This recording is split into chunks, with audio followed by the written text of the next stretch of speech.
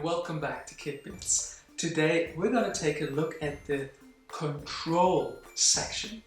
These are commands with which you can control different behaviors. So let's not waste any time, let's get going.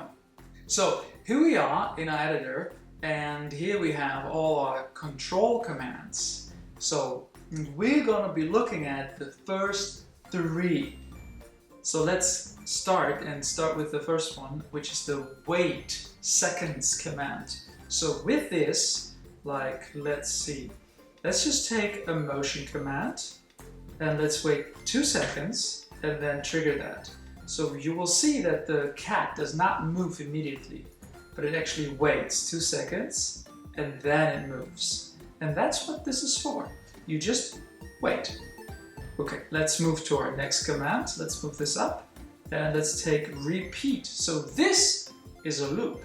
With that, you can repeat things. So if you would take this move command and put it in here, instead of just moving 10 steps, we're going to move 10 times 10 steps. So if we trigger that, you see that the cat moved way further than just 10 steps, because it moved 10 times as much.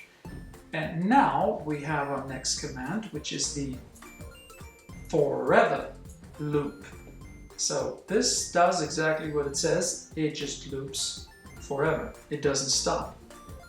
And in order for that to demonstrate that, let's go to the look section and use next costume.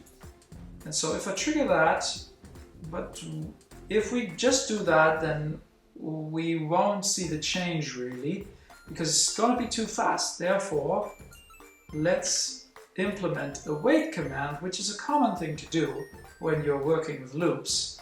And then let's trigger that. And you will see that the cat moves back and forth between its costumes. And that's what this is good for. It's basically a good tool to animate your characters. And that's all for now. Thank you so much for watching and see you next time at KitBits.